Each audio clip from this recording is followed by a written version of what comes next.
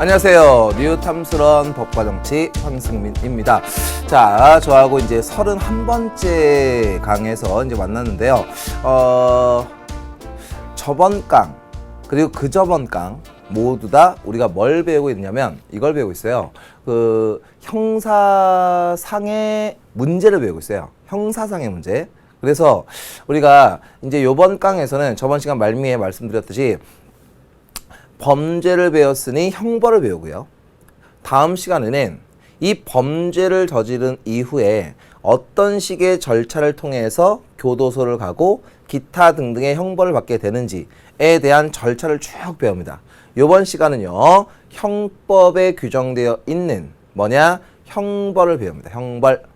그리고요, 보안처분이라는 걸 배울 예정이고요. 그리고 이 유죄 판결의 의미로서 가지고 있는 선고유예라든가 집행유예라든가 그 다음 나중에 이제 설명할게요. 가석방이라는 제도를 배우게 됩니다. 아시겠죠? 그래서 이 부분 딱딱 정리만 칼같이 하시면은요 절대 틀리지 않는 부분이니까 여러분들 잘 들으시고요. 복습만 잘 하시면 되는 부분입니다. 자, 그러면 일단 저번 시간에 중요했던 범죄의 성립 요소와 관련되는 퀴즈 간단하게 보고 넘어갈게요.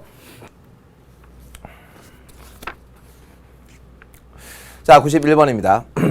범죄 성립에 있어서 구성 여건에 해당하면 위법성은 추정되는 것이다. 그쵸? 추정이라고 한다 그랬죠? O 하시면 되고요. 2번. 행위자에 대한 비난 가능성 여부는 책임성 판단에서 이루어진다. 맞죠? 행위자에 대한 판단. 근데 행위 자체에 대해서 전체 법질서에 비추어서 어떻게 볼 것이냐 라는 것은 위법성 판단이라고 그랬습니다. 자, 이건 행위자입니다. 그 다음에 293번. 자기 물건을 타인의 것으로 알고 절차한 행위는 위법성에 조각된다? 뭔 소리입니까? 자, 요거 관련해서 뉴탐스런 교재에 문제를 풀어드렸어요. 뭐냐? 훔치고 받더니 내 거다. 훔친 게 아닙니다. 아시겠죠? 선생님, 그래도 훔치려는 마음을 갖고 있었으면 훔친 거 아닙니까? 아이, 무슨 소리예요. 내 저 친구 내가 진짜 한 10대는 지워받고 싶다. 마음 먹으면 폭행죄입니까? 아니에요. 아시겠죠? 이거는 행위로 옮겨지지 않은 것입니다. 되시겠죠? 그래서 이거는 구성 요건에 해당하지 않는 것이죠. X. 94번. 일반인이 현행범을 추격하여 체포한 행위는 위법성에 조각된다. 어떤 사유로 위법성에 조각됩니까? 정당 행위로. 됐죠? 그래서 294번 O 하시면 되고요. 295번. 자신을 공격하는 강도에 대해 상당성의 정도를 넘는 거. 이거는 과잉한 거죠. 제가 말씀드렸던 거, 골프채 막 휘두르고 이런 것들 생각하시면 되겠죠. 상당성의 정도를 넘는 방위를 하는 행위는 위법성이 조각되지 않는다. 당연히 맞죠. 5. 296번. 재판에서 위증을 하지 않으면 납치된 아들을 죽이겠다는 협박을 받은 사람이 위증을 하는 행위는 책임이 조각된다. 이거 맞죠? 그래서 이거는 그거죠. 강요된 행위에 의한 것이죠. 됐습니까? 그래서 책임 조각 사유가 맞고요. 97번. 친구가 자신을 죽인다는 환상에 빠진 심신상실자가 생명을 지키기 위해 친구를 살해한 행위는 위법성이 추정된다라고 되어 있습니다. 다시 한번 볼까요? 심신상실자입니다. 무가 생명을 지키기 위해 친구를 살해했습니다. 이거는 일단 무죄죠. 무죄입니다. 무죄예요. 근데 왜 무죄입니까? 심신상실이라고 하는 책임 조각 사유에 해당이 되는 겁니다. 그런데 책임 조각 사유에 해당을 한다는 얘기는 구성 요건에 해당을 한다는 얘기고, 그 다음 위법성에도 해당이 된다는 얘기죠. 그리고 책임이 조각되는 겁니다. 아시겠죠? 그래서 이거는 O 하시면 되고요. 98번. 생명을 담보로 한 승낙을 듣고 죽인 경우 위법성이 조각되지 않는다. 당연한 거죠. 그래서 이거 알아두셔야 되고요. 99번. 만 14세인 자는 형사상 미성년자입니까? 아닙니다. 14세 미만의 자가 형사상 미성년자입니다. 민사상 미성년자는 몇 살 미만입니까? 19세 미만입니다. 19세. 자, 230번. 피해자의 명시적 승낙이 이루어진 경우에 하나여 위법성이 조각된다. 명시적 승낙이 아닌 경우에도 된다 그랬죠. 이게 300번입니다. 이렇게 하시면 되겠습니다. 그래서 여러분들은 여기까지 해서요. 저하고 뭘 받느냐? 범죄의 성립 요소. 구성 요건에 해당. 그다음 위법성, 그다음 책임성을 우리가 정리했어요. 되시겠죠? 그러면 우리가 범죄를 배웠으니 아까 말씀드렸듯이 형벌을 배울 차례라는 거 딱 머릿속에 넣어놓고요. 형벌은 대체 무엇이냐라는 걸 정리하도록 하겠습니다. 됐죠? 그래서 페이지는 196페이지에 있는 것들을 쭉 정리하도록 하겠습니다. 됐죠? 자, 그러면 이쪽으로 한번 와 보십시오. 자, 우리가 범죄를 배웠어요. 범죄. 그러면 이 범죄에 상응하는 형벌을 부과해야 되는데, 그러면 요 형벌은 어떤 식으로 부과가 되는지에 대해서 우리가 이번 시간에 배우게 되는데, 자, 여러분들 형벌은 뭔가요? 형벌? 따끔하게 혼내주는 거죠. 그쵸? 혼내주는 거예요. 쉽게 얘기해서. 됐죠? 여러분들 우리나라는요, 이 종교가 좀 많은 편이죠. 종교가 좀 많은 편이에요. 뭐 이제 많이 다니는 종교도 있고요. 그 다음에 조금 다니는 종교도 있고. 그런데 우리 사회는 흔히 유교 사회라고 그러죠. 이 동양 사회 중에 우리나라가. 근데 이 유교 사회에서는요, 여러분들 끊임없이 사람을 교화하는 거예요. 끊임없이 교화를 합니다. 근데 교화를 해도 안 되는 경우에는 어떻게 합니까? 형벌을 부과할 수도 있습니다. 되시겠죠? 근데 이 형벌은 여러분들 반드시 관습형법이 적용되어서는 안 되죠. 안 됩니다. 관습형법 안 됩니다. 자, 친구들끼리 싸웠어. 그래서 부릅니다. 니네 왜 싸웠니? 엎드려. 곤장 열대. 짝짝 곤장. 날렸어요. 이런 형벌이 있을까요? 없을까요? 없습니다. 됐죠? 태형 또는 장형이라고 하죠. 이런 형벌 없어요. 됐습니까? 이런 형벌 없어요. 전자발찌라는 형벌이 있을까요? 없을까요? 전자발찌? 없습니다. 없어요. 됐죠? 여러분들 소년원이라는 형벌이 있을까요? 없습니다. 없어요. 형벌은요, 정확히 9가지가 있는데 그 9가지만이 형벌이에요. 됐죠? 그러면 형벌을 배우는데 이 형벌 배우기 전에 우리가 앞에서 배웠던 거 요거를 간단하게만 얘기할게요. 자, 뭐냐? 형벌, 이론. 요거 잘 보셔야 됩니다. 오히려 학교에서요, 학교 선생님들께서 요 형벌 이론을 강조하는 경우도 있습니다. 그러니 형벌 이론, 우리가 앞에서 배웠었던 응보형, 그 다음에 목적형. 목적형에는 일반 예방론과 특별 예방론, 요것도 기억 딱 하셔야 됩니다. 아시겠죠? 앞에서 우리가 배웠어요. 자, 그러면 이번 시간은요, 형벌에 대해서 배우는데, 이 형벌은 기본적으로 생명형이 있어요. 생명형. 그 다음에 자격형이 있어요. 자격형. 이 자격형을 다른 말로 명예형이라고도 부릅니다. 명예형. 근데 우리 흔히 명예형을 조금 더 많이 사용하기도 하죠. 그 다음 재산형이라는 형벌이 있어요. 끝까지 잘 들으십시오. 재산형이라는 게 있습니다. 그 다음 또 뭐가 있느냐?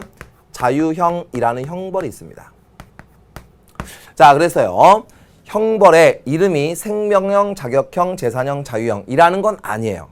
지금 제가 요 4가지를 분류했잖아요. 4가지. 생명형, 자격형, 재산형, 자유형. 요 4가지를 나눴는데, 이거는요, 형벌을 구분하는 카테고리입니다. 아시겠죠? 분류의 제목이에요. 분류의 제목. 자, 그럼 갑니다. 이제 선생님이 뭔가를 쭉 쓸 거예요. 한번 봐보세요. 자, 첫 번째. 사형이라는 형벌이 있어요. 사형. 그 다음 징역이라는 형벌이 있어요.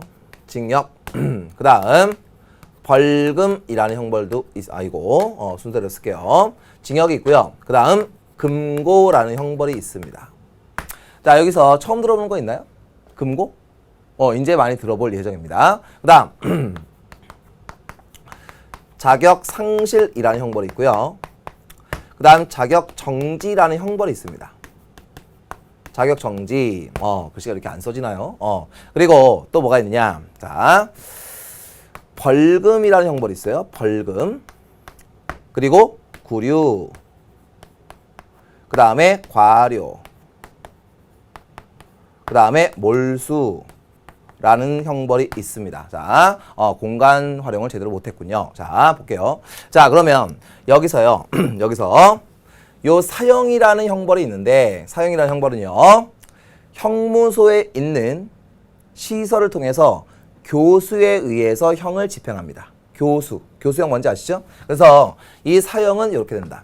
우리나라는 사형이 형법에 존재합니다. 아시겠죠? 존재합니다. 존재해요. 자, 하지만 실질적으로는 사형을 집행을 하지 않고 있거든요. 됐습니까? 대통령의 사인이 들어가야 되는데, 자, 지금은 실질적으로는 지금 집행이 되진 않고 있어요. 알겠죠? 하지만 존재합니다. 자, 이게 사형이고요. 이 사형은요, 사형은 자, 이거 잠깐 볼까요?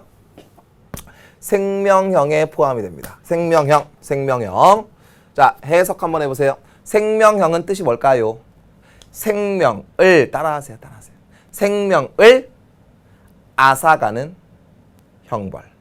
생명을 앗아가는 겁니다. 알겠죠? 교수를 통해서. 오케이. 이게 사형입니다. 그래서 여러분들은 이 사형 제도를 인정할 것이냐 인정하지 않을 것이냐 라는 걸 가지고 문제로 구성하기도 합니다. 여러분들 응보형주의 있죠? 응보형주의에서는 사형을 인정할까요 안 할까요? 응보형주의가 눈에 눈은 이에는 이에요. 함무라비 법전 응보입니다. 공권력을 통해서 응당한 대가를 치러줍니다. 그러니까 당연히 응보형주의에서는 사형을 인정하겠죠. 일반 예방론에서는 사형을 인정할까요? 일반인의 범죄 예방을 목적으로 합니다.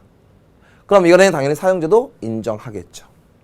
특별 예방주의는 범죄자의 재사회화 교육을 시켜야 됩니다.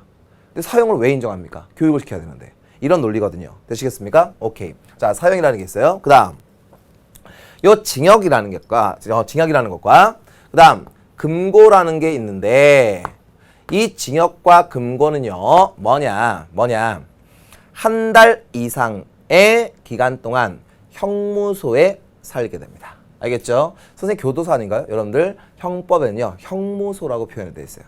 알겠죠? 교도소라고 해도 되지만 형무소에서 있는데, 이거 30일 이상이에요. 근데 이 징역은 뭐냐? 금고와 달리 뭐합니까? 정역을 부과하고요. 정은 뭐냐? 정할 정자입니다. 역은 역할이에요. 그러니까 쉽게 얘기해서 뭐냐? 어떤 노역을 부과한다는 얘기예요. 알겠습니까? 노역으로 배우시는 분들이 많은데 저는 법에서 사용하는 말을 좀 좋아하거든요. 그래서 정역을 부과한다. 자, 이렇게 되는 거고요. 근데 금고는 정역을 부과하지 않습니다. 근데 제가 지금 요렇게 쪼로록 썼는데, 요거는 선생님 랜덤으로 썼을 것 같아요. 순서에 입각해 쓴 것 같아요. 순서로 쓴 겁니다. 뭐냐? 가장 무거운 형벌에서, 가장 무시무시한 형벌에서 가벼운 형벌로 쭉 쓴 겁니다. 되시겠죠? 자, 그러면 징역이 무거운 겁니까? 금고가 무거운 겁니까?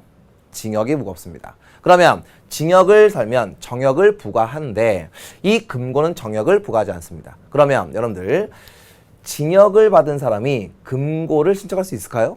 이거는 논리가 안 맞죠.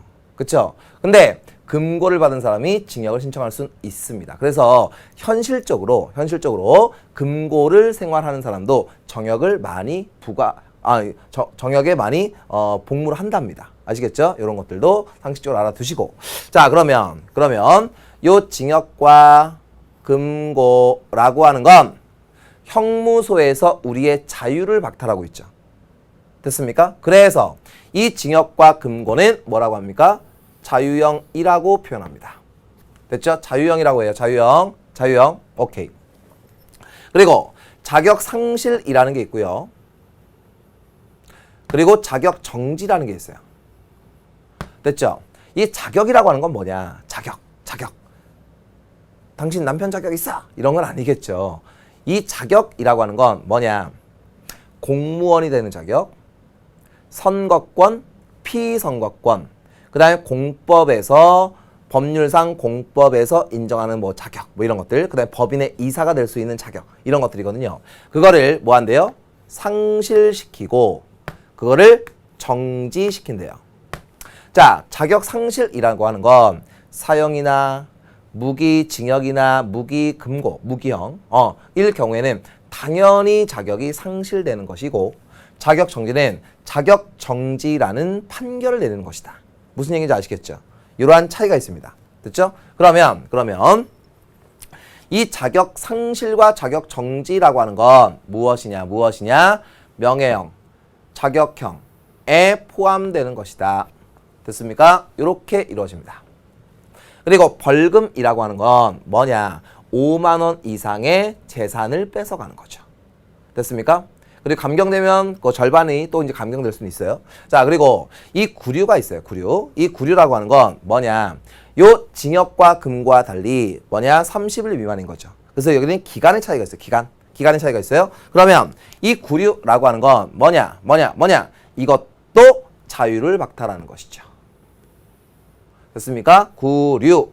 자, 이렇게 되는 것입니다. 그리고 이 벌금보다 액수가 작은 게 과료입니다. 과태료 아니에요. 과료입니다.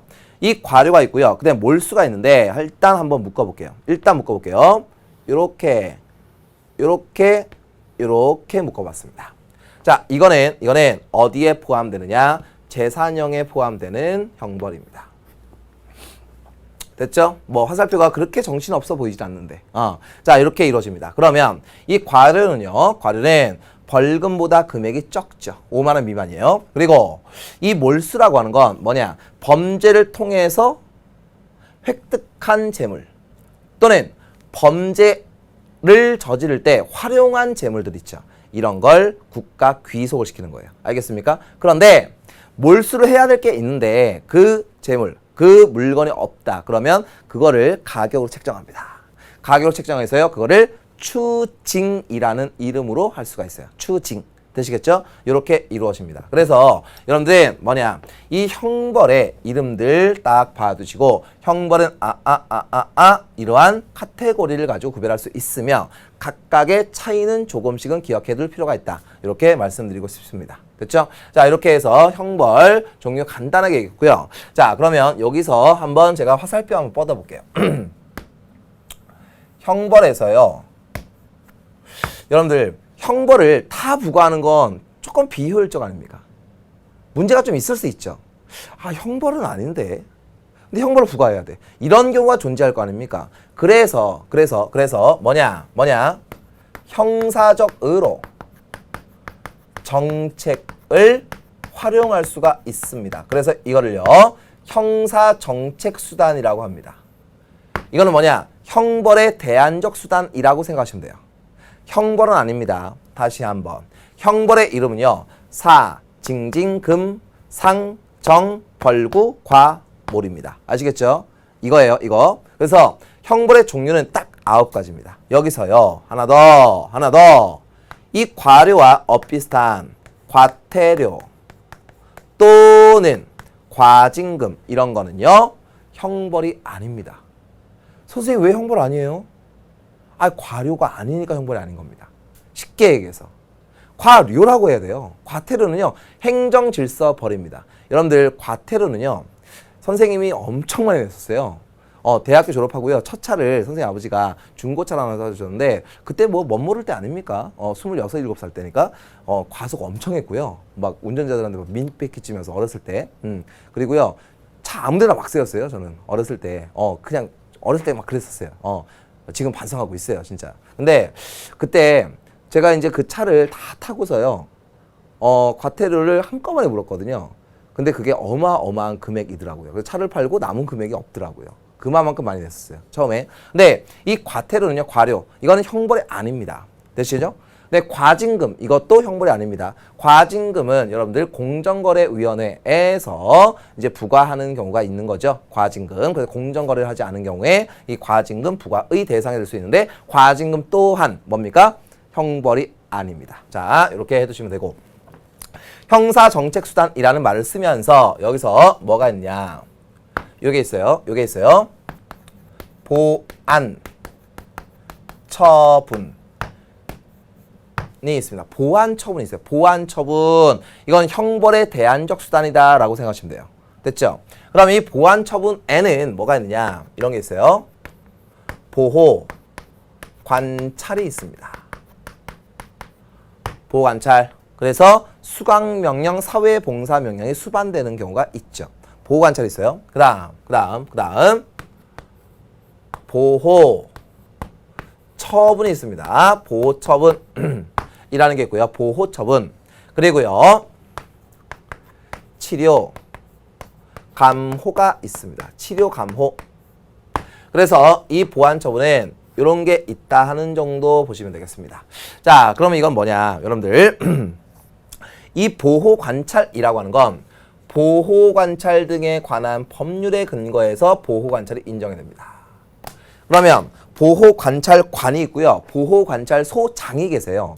그러면 이 보호 관찰소로부터 지도 감독을 받는 것입니다. 되시겠죠? 그래서 뒤에서 배우게 될 뭐 선고유예라든가 그 다음에 집행유예라든가 가석방의 경우에는 이 보호 관찰이 이게 같이 부과되는 경우가 많은 거죠. 네, 이렇게 됩니다. 근데 보호 처분이라고 하는 거 아주 너무너무 중요합니다. 다다음 강에서 정말 자세하게 배웁니다. 보호 처분. 이 보호 처분은요, 뭐냐? 소년법상 소년을 대상으로 하는 것인데 뭐냐? 19세 미만의 자가 나쁜 짓을 했습니다. 그럴 때 장래에 사회에 잘 적응할 수 있도록 보호 처분을 합니다. 이 보호 처분의 대표적인 게 무엇이냐? 소년 원이 있습니다. 소년원이에요. 소년원. 됐죠? 그럼 소년원은요. 교도소입니까? 아닙니까? 아니라고요. 형무소가 아닙니다. 이거는 교육을 위한 기관이라고 생각하시면 돼요. 됐죠? 그리고 이 보호처분을 부과받았습니다. 하지만 이거는 장래에 어떠한 영향을 주지 않는다. 다시 얘기해서 전과 기록이 남지 않습니다. 여러분들 공부하다 보면요. 이건 전과인가요? 이건 전과 아닌가요? 막 이런 얘기를 굉장히 많이 묻는데, 그거 한번 뭐 정리해 줄 기회가 있겠죠. 자, 그리고 치료 감호라는 건데, 우리가 앞에서 풀었던 문제하고 좀 비슷한 거 생각하시면 되는데요. 여러분 정신병이 왔어요. 정신병이 왔습니다. 그래서 예를 들어서 하는 거예요. 무슨 색깔, 특정 색깔 옷을 입은 사람만 보면은 그 사람을 막 이게 막 뭔가를 하고 싶어요. 막 죽이고 싶고 막 이렇습니다. 그러면 그래서 사람을 죽였다고 칠까요? 그럼 그 사람을 심신상실, 정신병이 왔기 때문에 그 친구를 교도소, 형무소에 넣을 수 있나요? 넣을 수 없죠. 무죄죠. 책임 조각되는 거 아닙니까? 그쵸? 그 상태는 봐야 되겠지만 그러면 그 친구를 사회로 그냥 내보내면 또 안 되는 거 아닙니까? 그러면 그 친구를 치료하기 위해서 감호시설에 넣는 겁니다. 알겠습니까? 정신병원이라고 생각하시면 돼요. 그래서 이 치료 감호 이런 것들이 다 이 보안 처분의 경우에 들어간다라고 생각하시면 되겠습니다. 됐죠? 그래서 우리가 형벌과 보안 처분에 대해서 우리가 정리했고 그러면 이제부터 조금 여러분들이 복잡한 거를 정리해야 되는데 자 여기 보십시오. 다음 시간에 이런 걸 배워요. 형사 절차로서 띠띠띠띠띠 이런 걸 배우게 되는데 자 볼게요. 형사 재판에서 판결이 나옵니다. 판결이 나와요. 판결이 나와요. 그러면 이 판결에 의해서 뭐냐 무죄 판결이 나올 수 있습니다. 됐죠? 이거 다음 시간에 해서 쭉 정리하면 되는데 시간이 부족할까 봐 여기서 이제 붙여놨어요. 그리고 이 판결에 의해서 무엇입니까? 유죄 판결이 나올 수가 있습니다. 됐죠? 자, 그럼 볼게요. 여기서 보면 이 무죄 판결이라고 하는 게 있고 그 다음에 유죄 판결이라는 게 있어요. 됐죠? 무죄 판결이면 집에 가면 됩니다. 집에 가면 됩니다. 근데 이런 경우는 좀 이런 경우는 약간은 특이하겠지만 치료 감호 이런 경우는 근데 이 유죄 판결인데 이 유죄 판결이 문제예요. 여러분들 정리할 때 유죄 판결은 뭐냐 이런 게 있어요. 실형만을 선고하는 경우가 있어요. 실형만을 선고합니다. 형벌만을 선고합니다. 그 다음에 또 뭐 있느냐? 자, 선고를 유예하는 경우가 있어요. 선고를 유예하는 경우가 있어요. 그리고 네 여기 보시면 되고요. 그 다음 집행유예를 판결로 내리는 경우가 있습니다. 됐죠? 그러면 잘 보세요. 실형만 선고하는 경우에서부터 선고유예, 집행유예 등등이 판결로 내려지는 경우가 있습니다. 그러면 일단 틀 잡으세요. 선고유예는 유죄입니까? 무죄입니까? 유죄. 유죄 밑에 있잖아요. 그 다음 집행유예는 유죄입니까? 무죄입니까? 유죄예요. 알겠습니까? 선생님 선고유예는요 이제 학생들이 하는 말이니까 깜빵 안 간다는데요? 집행유예는요 깜빵 안 간다는데요? 이래요. 깜빵 안 가면 무죄입니까? 그건 아니에요. 아시겠죠? 그래서 유죄 판결은 띠의 경우가 있습니다. 되시겠죠? 그리고요. 그리고 이 유죄 판결을 받아서 실형을 살게 되거든요. 실형을 살게 되는데 여기서요. 그냥 자유형이라고 칠게요. 자유형. 징역과 금고라고 칠게요. 그러면 이 자유형의 삶을 살고 있다가 뭐가 있습니까? 가석방 되는 경우가 있습니다. 그러면 아까 선생님이 말씀드렸듯이 뭐냐? 가석방이라는 제도가 있고 선고유예라는 제도가 있고 그 다음 집행유예라는 제도가 있다. 요 세 가지를 정리해 두시는 코스입니다. 여러분들 틀은 좀 잡히시나요? 이런 건데 여러분들 선고유예하고 집행유예하고 가석방인데 자 선고유예는 교도소 갑니까? 안 가요. 집행유예는 교도소 갑니까? 안 갑니다. 그리고 가석방은 교도소에 들어간 사람을 대상으로 하는 거죠. 됐습니까? 이렇게 돼요. 자, 이 선고유예인데 이 선고유예는 말 그대로 유예라는 말은 미루어 놓는다는 뜻이에요. 알겠습니까? 기소유예라고 하는 건 기소를 할 수 있는데 한번 봐줄게. 잘 살아. 이런 겁니다. 알겠죠? 이런 거예요. 자, 그럼 선고유예, 집행유예인데 자, 여기서요. 선고유예는 1년 이하의 징역 또는 금고를 받을 사람을 대상으로 합니다. 알겠습니까? 1년 이하의 징역 또는 금고. 그리고요. 벌금형을 받은 사람. 그 다음에 자격 정지를 받은 사람을 대상으로 합니다. 자, 보십시오. 선고유예는 1년 이하의 징역 또는 금고. 네, 벌금형. 그 다음에 자격 정지형을 받을 사람을 대상으로 선고유예를 내릴 수 있어요. 설명 끝까지 들으셔야 됩니다. 집행유예는요. 3년 이하의 징역 또는 금고형을 받을 사람이 대상입니다. 다시 3년 이하의 징역 또는 금고입니다. 그래서 여기서는 여러분들이 요걸 잘 보셔야 돼요. 1년. 그 다음에 여기는 3년. 요거를 잘 봐주십시오. 됐죠? 선고유예는 벌금형 대상자, 그 다음 자격 정지 대상자 다 이루어질 수 있습니다. 됐죠? 그런데 선고유예는요. 뭐냐? 선고를 내릴 수 있는데 봐준다는 얘기고요. 근데 집행유예는 너 집행 당해야 돼. 너 교도소 가야 되는데 너 봐준다. 이런 거예요. 됐습니까? 그럼 둘 중에서 굳이 따진다면 선고유예 대상자와 집행유예 대상자 중에 누가 더 범죄의 질이 더 안 좋을까요? 그냥 이거는 여러분들 이해 차원에서 얘기하는 거예요. 집행유예입니다. 알겠습니까? 그런 느낌을 가지고 가시면 돼요. 자, 그러면 이 선고유예 같은 경우에는 뭐냐? 선고를 유예하는 거기 때문에 요거는 이렇게 이루어집니다. 자, 유예 기간이 있습니다. 유예기간 있어요. 유예기간이 몇 년이냐? 2년입니다. 유예기간이 2년이에요. 그리고 이 집행유예는 뭐냐? 5년까지 가능합니다. 5년까지 가능합니다. 여기는 2년이고요. 여기는 5년까지 가능하다. 5년 안 되는 연도 있겠죠. 자, 그리고 선고유예 대상자는 자, 뭘 부과할 수 있느냐? 보호 관찰을 부과할 수 있어요. 외우십시오. 그리고 집행유예는요. 보호 관찰. 아하. 그다음 사회봉사명령. 그 다음에 수강명령을 부과할 수 있습니다. 아시겠죠? 여기는 보호관찰이에요. 자, 이러한 차이가 있습니다.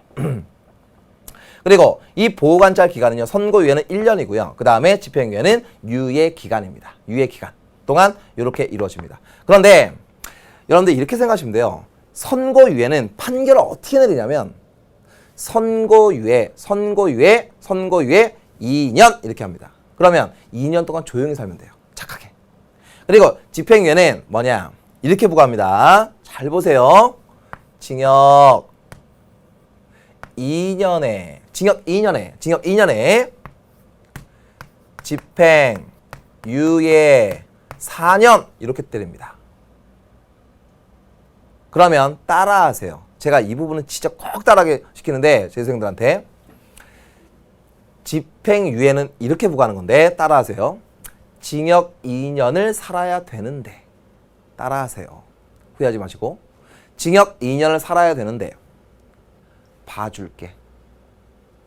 집에서 착하게 살아. 4년 동안. 징역을 갑니까? 안 갑니까? 안 가요. 알겠습니까? 징역을 안 가요. 징역살이 안 합니다. 다시 징역 2년을 살아야 되는데 봐줄 테니까 4년 동안 집에서 조용히 착하게 살아. 나쁘지 않으면 안 돼. 라는 것입니다. 됐죠? 이거는 실형과 함께 부과가 되는 것입니다. 이렇게 돼요. 그러면 이 선고유예 기간 2년을 잘 살죠. 잘 버텨냅니다. 그러면 어떻게 되느냐? 형 선고가 없었던 것 같은 면소 처리가 돼요. 면소. 알겠습니까? 소를 면제해 줍니다. 집행유예는 뭐냐? 이거예요. 형 선고가 이루어진 거죠. 그러면 이 기간 동안 잘 버텨내면 착하게 살면 형 선고에 효력이 발생하지 않도록 효력을 상실시켜준다. 알겠습니까? 이렇게 됩니다. 선고유예는 면소, 여기가 면소 처리된다. 알겠죠? 형 선고가 없었던 것, 면소. 그리고 여기는 형 선고의 효력 발생이 이루어지지 않도록 하는 것이다. 됐죠? 그래서 선고유예와 그 다음에 집행유예 이렇게 정리해 두시면 되겠습니다. 됐죠? 오케이. 네, 가석방은요 이거예요. 여러분들 if절, unless절 뭐라고 합니까? 가정법이라고 하죠. 그건 뭡니까? 조건부입니다. 조건부 석방이에요. 조건부 석방. 자, 이 가석방인데 이 가석방은 자신의 형벌의 기간, 징역의 기간, 형기의 3분의 1을 경과한 사람을 대상으로 합니다. 3분의 1. 그리고 무기형일 경우에는 20년을 산 사람을 대상으로 합니다. 무기형일 경우에 무기형 대상자도 가석방이 되는군요. 오케이. 됐죠? 이렇게 됩니다. 그래서 이 가석방이 되고 행형 성적이 교도소 안에서의 성적이 우수한 자, 그 다음에 모범수 이런 사람을 대상으로 가석방 처리를 하는데 이 가석방은요 뭐냐? 행정 처분에 의합니다. 행정처분이에요. 행정처분. 이거는 뭐냐? 법무부 장관에 의해서 이루어집니다. 이게 가석방입니다. 됐죠? 그러면 이 가석방 대상자는 반드시 진짜 특별한 사유가 없으면 보호, 관찰을 이행해야 한다. 알겠습니까? 아하, 여기 차이가 있네. 여기는 보호 관찰을 부과할 수도 있다. 여기는 보호 관찰 부과할 수 있고 사회봉사 명령 부과할 수 있고 수강 명령 부과할 수 있다. 여기는 보호관찰을 부과해야 되는 것이죠. 됐습니까? 그 행정처분 당시에 이 사람은 보호관찰이 필요 없다고 인정되는 경우를 빼고는 보호관찰을 이행해야 됩니다. 아시겠죠? 자, 요렇게 이루어지게 됩니다. 자, 그래서 여러분들은 요 가석방, 선고유예, 집행유예 이렇게 돼요. 자, 그러면 보세요. 잘 보세요. 여기에 선고유예의 경우가 있어요. 선고유예의 경우가 있습니다.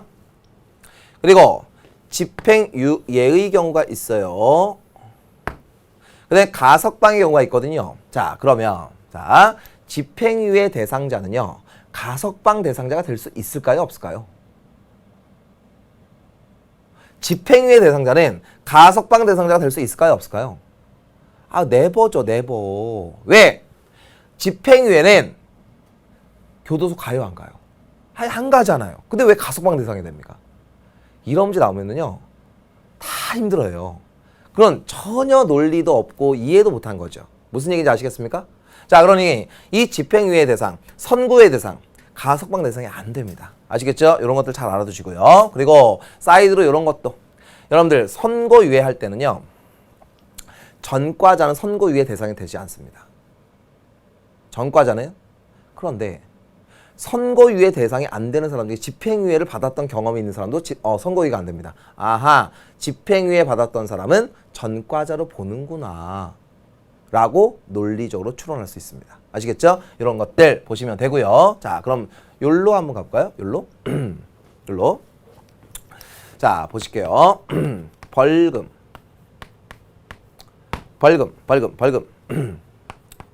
선고. 유예. 그 다음 집행. 유예가 있습니다. 자, 벌금형은요. 돈으로 내는 거예요. 그 다음에 선고유예는요. 선고유예 기간 잘 지나면 됩니다. 집행유예는요. 집행유예 기간을 잘 지나면 됩니다. 자, 그러면 볼게요. 벌금형. 오호. 선고유예. 집행유예는 징역 또는 금과 같은 자유형을 사는 겁니까? 안 사는 겁니까? 안 살아요. 그런데 선고유예는 1년 이하, 집행유예는 3년 이하의 형벌을 부과받을 사람인데 그 사람은 뭐냐? 단기 자유형을 부과받는 사람이죠. 그러면 단기 자유형의 폐해를 해결하기 위한 제도이다라는 것도 알아두셔야 됩니다. 왜? 여러분들 잘 보세요. 10개월 징역사입니다. 그러면 거기서 반성하고 오는 거는 조금 힘들 것 같아요. 오히려 나쁜 짓을 배워올 수도 있거든요. 그렇게 단기간에 걸친 자유형이라고 하는 건 여러 가지 문제가 있는데 그 문제를 해결하기 위한 제도적 장치이다라는 거 암기해 두시기 바랍니다. 됐습니까? 깝깝하신가요? 이렇게 됩니다. 제가 학교에서 배우는 거 그리고 수능에서 볼 내용들 다 포괄해서 좀 넓게 한번 가르쳐 보았습니다. 여러분들은 요 내용 그쵸? 잘 받아들이시면 되지 않을까 싶어요. 어디가 어렵습니까? 어디가? 형벌 쉽죠? 형벌의 종류. 여기로 한번 가볼까요? 이거 쉽잖아요. 그쵸? 그 다음 보안처분 가볼까요? 어렵나요? 그렇지 않은 것 같은데. 그 다음 일로 가볼까요? 판결로서 무죄 판결, 유죄 판결이 있다. 유죄 판결의 종류는 실형만 선고하는 거. 선고유예, 집행유예는 실형 플러스 집유. 됐습니까? 그래서 선고유예는 이러한 특징. 그 다음에 집행유예는 이러한 특징. 오케이? 그리고 가석방은 이러한 특징을 가지고 있다. 됐습니까? 어려운 내용 아닙니다. 그래서 여러분들이 자, 법과정치 쫄리지 마시고요. 너무 쫄지 마세요. 쫄지 마시고요. 자신감 있게 정리하시면 됩니다. 제가 정리를 이제 학원에서 하다 보면은 다른 과목과 좀 달리 이 법과정치 그리고 이제 제가 윤리와사상 이 두 과목 가르치는데 이 법과정치하고 윤리와사상이 좀 내용이 좀 어렵고 좀 이제 난도가 좀 있지 않습니까? 학생들이요 과목 자체에 쫄려 있어요. 그러시면은 안 돼요. 알겠죠? 자신감 있게 정리를 하셔야 되고 문제를 풀 때도요 자신감 있게 문제를 푸셔야지 문제를 맞춰요. 그 제가 하는 얘기가 문제 푸는 데 의의가 있다고 얘기 안 합니다. 문제 풀고 맞추는 데 의의를 둬야 됩니다. 그래서 여러분들 문제 틀리는 것도 습관이거든요. 그러니까 자신감 있게 정리하되 문제를 풀 때 여러분들 기본 개념에 충실하시면 누구나 다 정복할 수 있는 과목이랍니다. 아시겠죠? 한번 문제 한번 가볼게요. 아이고 지금 지나가면서 칠판에 쭉 봤는데요. 내용 많긴 하군요. 그쵸? 이제 세 문제 풀 건데요. 어딥니까? 201쪽이군요. 다음은 우리나라 형벌의 일부 내용이다. 이를 읽고 물으면 답하라. 가. 5만 원 이상 일정의 금액을 징수한다. 이거는 뭐겠습니까? 이거는 벌금. 나번. 범죄절 1개월 이상 교도소에 구치하여 정역에 복무하니까 이거는 징역. 다번. 사형, 무기 금고를 선고받은 자에 대해서 그 형의 효력으로서 당연히 일정한 자격을 박탈하는 거 자격 상실이죠. 1번. 형의 경중에 따라. 아이고. 배웠죠? 가장 무거운 형벌이 가장 가벼운 거. 여기서 뭐가 제일 무겁습니까? 징역. 그 다음 자격 상실. 그 다음에 벌금 해서 나다가 하시면 되겠죠? 맞습니까? 오케이. 나다가 하시면 되고. 그 다음 2번 형벌의 유형 중 금고와 징역의 차이점을 쓰시오. 무엇입니까? 노역, 정역을 부과하면 징역, 부과하지 않으면 금고. 이렇게 하시면 되겠죠? 3번. 밑줄 친 일정한 자격에 해당하는 내용을 세 가지만 쓰시오. 아까 말씀드렸죠? 뭐냐? 공무원이 되는 자격, 선거권, 피선거권, 뭐 법인의 이사가 되는 자격, 그쵸? 공법상 정한 자격, 뭐 이런 것들이 있죠? 이런 것들이 여기에 자격에 들어갑니다. 이렇게 하시면 되겠고요. 오케이. 자, 그 다음 문제. 심화 문제 1번이군요. 1번. 다음 자료에 대한 법적 분석으로 옳은 것은, 자, 이런 문제는요, 너무 좋더라고요. 형벌제도 정비의 내용은 뭐죠? 라고 합니다. A. 이게 QA죠. 앤서. 종래 9종류로 규정된 형벌을 사징벌구류의 4종류로 줄인다. 몰수는 그 특성을 감안하여 별개의 형사 제재로 규정하기로 하였다. 신중한 논의를 거쳐 결정한 것으로 특별한 문제가 발생하지는 않을 것으로 보인다. 금고형을 선고받은 수형자도 수형 과정에서 자신의 희망에 따라 정역에 복무하고 있어. 아까 설명했던 내용이죠. 실제 징역권과 차이가 없다. 자격 상실은 형의 부수 효과로 그 규정이 없더라도 수형기간 동안 당연히 일정한 자격 상실이 이루어지고, 자격정지의 경우에 공직선거법, 국가공무원법 등 개별 법규의 자격정지 규정이 있어 형벌의 종류에서 삭제되더라도 문제가 되지 않는다. 한편 구류의 경우에 경미한 범죄까지 형사범화될 수 있다는 우려가 제기됨에 따라 존치하기로 하였고, 과류의 경우 벌금형으로 전환하거나 비범죄화가 가능하므로 삭제하기로 하였다. 됐죠? 이걸 가지고 추론하는 문제입니다. 자, 선생님이 좋아하는 패턴이에요. 이런 문제. 자, 1번. 개정안에 따르면 생명형과 자유형에 해당하는 형벌만 남게 된다. 거기에 보시면 뭐냐? 재산형이 있잖아요. 그쵸? 재산형 뭐 있습니까? 벌금과 구류. 그래서 이 문제를 통해서 여러분들은 뭘 생각하느냐? 형벌의 종류는 카테고리로 나누어서 정리할 수 있는데, 생명형, 재산형, 자격형, 자유형? 다시. 생명형, 자유형, 그 다음에 명예형, 그 다음에 재산형. 이렇게 있는 것이죠. 그 카테고리의 명칭도 알아두시기 바랍니다. 그래서 1번은 틀리고, 2번. 자격 상실 및 자격 정지의 경우에 형법에 규정해둘 필요성이 작다고 보는 거죠. 그쵸? 다른 법에서 다 되어 있고, 그리고 뭐 무기형이나 하게 되면 당연히 자격은 상실되는 거니까. 그래서 답은 2번이고요. 3번.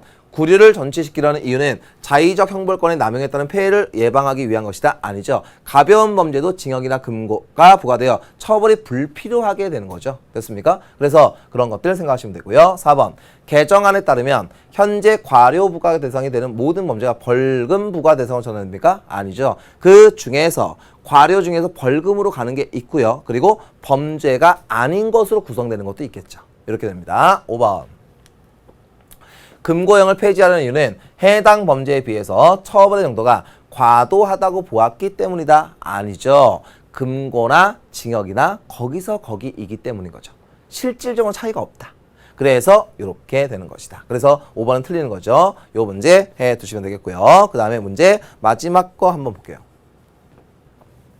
자, 다음 글을 읽고 이제 하는 겁니다. 몇 번입니까? 3번이군요. 자, 갑은 사립학교 교원인 을을 학교 법인으로부터 징계 처분을 받게 할 목적으로 국민권익위원회에 을의 비위 사실에 대한 민원을 제기했고 학교 법인은 을에 대해 징계를 내렸다. 사립학교입니다. 사립학교입니다. 을은 갑을 형법 156조에 의한 무고죄로 고소했다. 죄 없는데 이렇게 했다는 거죠. 1심 및 2심 재판부는 모두 갑의 행위가 형법 제156조가 정한 무고죄에 해당함을 인정하였다. 자, 무고는 타인으로 하여금 형사처분 또는 징계처분을 받게 하는 목적으로 공무소 또는 공무원에 대하여 허위의 사실을 신고한 자는 10년 이하의 징역 또는 1,500만 원 이하의 벌금에 처한다. 라고 합니다. 그쵸? 근데 공무소 또는 공무원에 대해서 허위의 사실을 선고한 자는, 그쵸? 신고한 자는 이렇게 돼 있어요. 다음. 대법원은 형법 제156조에 명시된 징계처분이란 공법상의 감독관계의 질서 유지를 위하여 가하는 신분적 제재를 말하고 따라서 사립학교 교원에 대한 학교 법인의 징계처분은 형법 제156조에 정한 징계처분에 해당하지 않는다고 봤대요. 사립학교. 또한 원심법원이 사립학교 교원에 대한 학교 법인의 징계처분에 대해 공법상의 감독관계에 행해지는 징계처분 관련하여 규정한 형법조항을 적용하여 판단한 부분은 죄형법정지에 파생된 이 원칙에도 위배됨을 판시하였다라고 되어 있습니다. 됐죠? 자, 그러면 3번 가볼게요. 1번 가볼게요. 을과 학교 법인의 관계는 공법상의 법률 관계가 아니라는 거죠. 사법상 관계라는 거죠. 그 다음. 대법원은 학교 법인이 을에게 징계처분을 한 행위가 정당행위라고 보았다? 아니죠. 이건 무관합니다. 상관이 없죠. 3번. 1심 및 2심 재판부는 갑의 행위에 대해서 위법성이 인정되지 않는다라고 봤다. 이건 인정된다고 본 거고. 4번 형법 156조는 무고죄에 대해서 명예형 또는 재산형을 부과함을 명시하고 있다. 여기는 자유형과 재산형 돼 있고요. 그 다음 5번. 대법원은 갑의 행위가 무고죄 성립에 필요한 구성 요건에 해당하지 않는다고 본 것이죠. 됐습니까? 이거는 사법적 관계니까 이렇게 하시면 되겠습니다. 그래서 이 문제 좀 푸는데 좀 지칠 스타일이죠. 문제가 너무 크다 보니까 이제 마지막에 두 문제 푼 게 이런 것들은 잘 추론해서 풀면 되지 않을까 싶어요. 그리고 뭐 여기다 하지 않았지만 4번의 밑줄치 이 원칙은 뭐겠습니까? 유추해석 금지 원칙이겠죠? 뭐 간단하게 해 두시면 되겠습니다. 자, 그래서 이번 시간에 한 거는요. 형벌, 보완처분, 단기자유형 문제점을 해결하기 위한 집행유예, 선고유예, 뭐 벌금 이런 것들이 있죠. 요 내용을 잘 디테일하게 정리해 두시면 되지 않을까 싶습니다. 자, 여러분들 오늘 배운 거 좀 생소하기도 했었죠. 하지만 정리만 칼같이 하시면 여러분들 쉽게 정리할 수 있는 부분이니 여러분들 잘 복습만 하시면 되겠습니다. 수고하셨어요. 그쵸?